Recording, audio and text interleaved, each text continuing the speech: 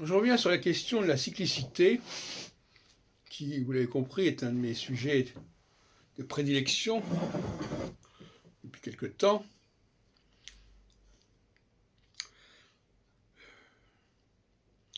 Trop de cyclicité tue la cyclicité.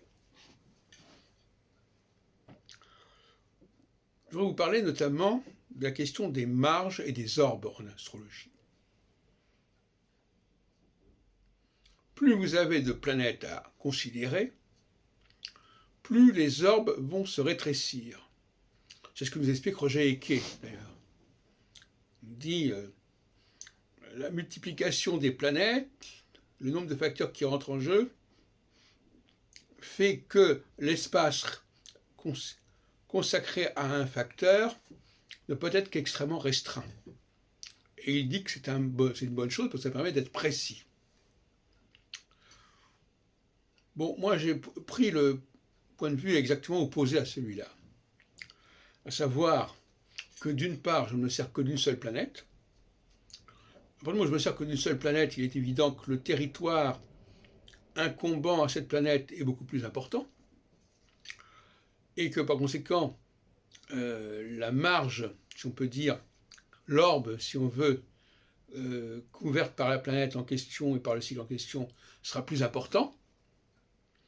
Avec l'inconvénient, évidemment, de déterminer des périodes et des phases, et non pas des jours ou des années même. Alors, je devrais faire un certain nombre d'observations à ce sujet. D'abord, en ce qui concerne André Barbeau, qui sert de référence dans bien des cas, qui semble avoir été pris entre plusieurs logiques. D'une part, la logique cyclique, qui voudrait ne s'occuper que d'un seul cycle. Et à ce moment-là, comme je viens de le dire, il doit y avoir une certaine période qui peut dépasser largement une année quand un cycle fait 36 ans, comme celui de Jupiter et Neptune, de Saturne et Neptune. Et d'autre part, une autre contrainte qui n'a rien à voir, et qui est le fait qu'on sache qu'il y a plusieurs cycles. Et qui va donc répartir entre ces différents cycles un certain temps, un certain capital de temps. Donc là, double contrainte, à la fois la cyclicité, et à la fois, cette cyclicité, elle est bornée par la cyclicité des autres cycles. Alors je me renvoie à un article de Barbeau, du jeune Barbeau, pas si jeune que ça, enfin, il avait 34-35 ans, de 1954. Et il nous dit, dans la revue Destin, qui était, je crois, la revue de son frère Armand, avant d'être une revue qui sera beaucoup plus commerciale bien plus tard. Il y a un problème de pluriel ou de singulier, pour moi pas.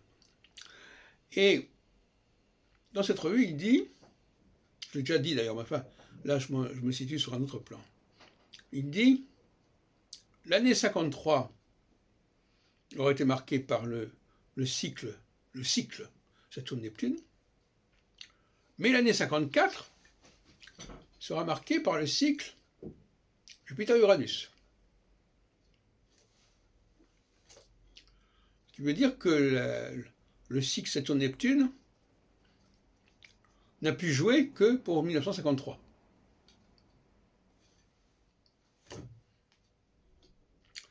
Alors, c'est dommage de dire des choses pareilles, parce que un cycle, il faut respecter la notion de cycle.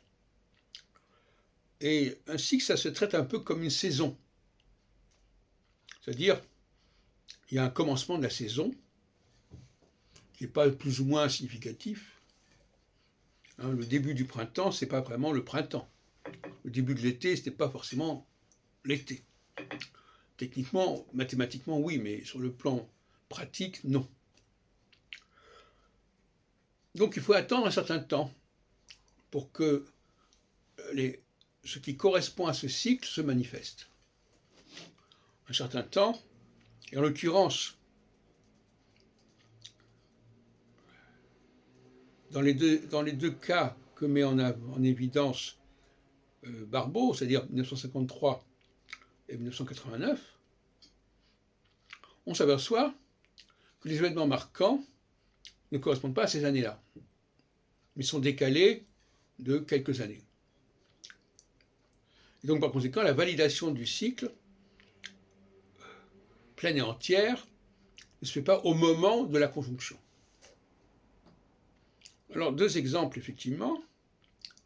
1953, certes, mais 1953, pour moi, Saturne se trouve dans un signe équinoxial, l'axe Bélier-Balance, et c'est un signe qui est favorable aux unions, aux fédérations. Et on verra que ce sera peu après le début du marché commun. La CECA, comme on dit, la Communauté européenne du charbon et de l'acier. Puis le traité de Rome en 1957. Donc cette année 53, elle se prolonge et elle se renforce dans les années qui suivront. En 1989, c'est pareil. Il y a certes le mur de Berlin, mais beaucoup plus grave, 2 ans plus tard,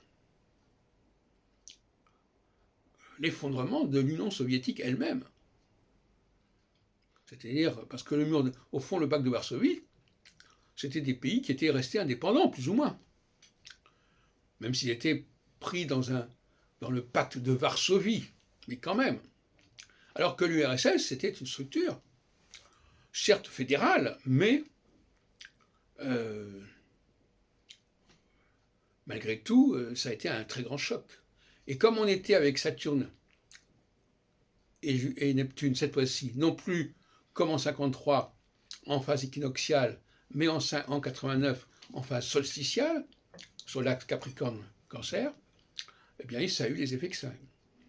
Ce qui fait que, en fin de compte, moi je ne sais pas exactement, je n'ai pas eu le temps de regarder comment Barbault explique l'effondrement de l'URSS en 90, 91, 92.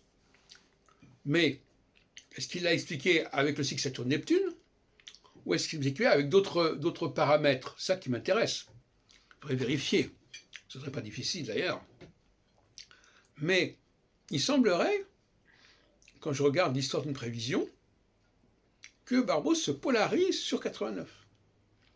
Or 89 n'est que l'avant-goût de 90-91. Ce n'est que le commencement, comme il y a le commencement d'une saison.